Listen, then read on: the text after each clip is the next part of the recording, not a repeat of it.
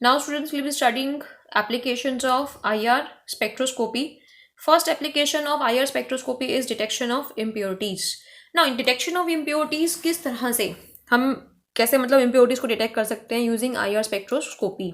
Now see suppose अगर आपके compound में आपका कंपाउंड जो है वो है सिंपल, ले लेती हूँ मैं, इथेनॉल है, ठीक है, और इस इथेनॉल के अंदर मिक्सिंग हो रखी है एसीटोन की, ठीक है, एसीटोन एज अ इम्प्योरिटी उसमें प्रेजेंट है. तो हमें पता है कि इथेनॉल का फंक्शनल ग्रुप क्या है, OH.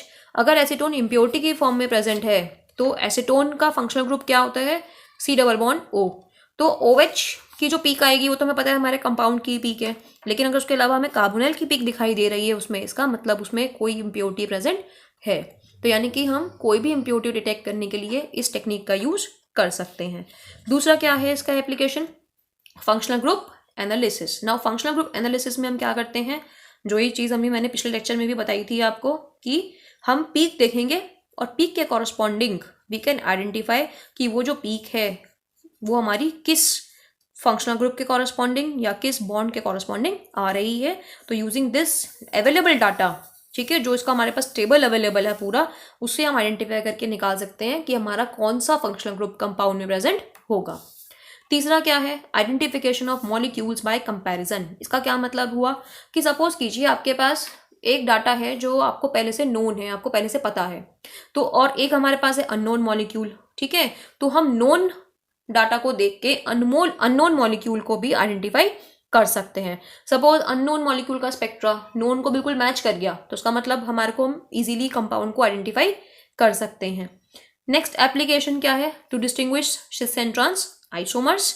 ये मैंने पहले भी बताया था पिछले लेक्चर में भी कि सिस क्या होता है, जहां पे आपके आइडेंटिकल ग्रुप्स डबल बॉन्ड के अगर सेम साइड में हैं तो इसको हम सिस बुलाते हैं.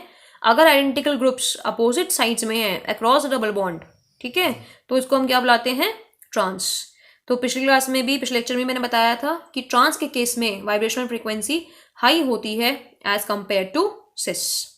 Next is distinguish between inter and intramolecular hydrogen bonding. Now how do we distinguish between inter and intramolecular.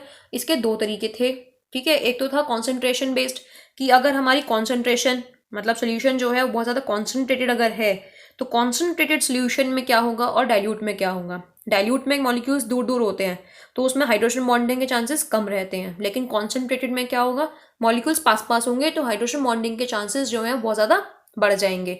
तो अगर आपकी कॉन्सेंट्रेशन सोल्यूशन की ज़्यादा है तो उस केस में क्या होगा, इंटरमॉलिक्यूलर यानी कि मॉलिक्यूल के बीच में जो हाइड्रोजन बॉन्डिंग होती है उस पर इफेक्ट पड़ेगा, लेकिन इंट्रामॉलिक्यूलर पे कोई इफेक्ट नहीं पड़ेगा, ठीक है. सो इस तरीके से हम डिस्टिंग्विश कर सकते हैं between intramolecular and intermolecular hydrogen bonding. तो ये हमने पढ़ी हैं आज 5 एप्लीकेशंस हैं ऑफ IR स्पेक्ट्रोस्कोपी.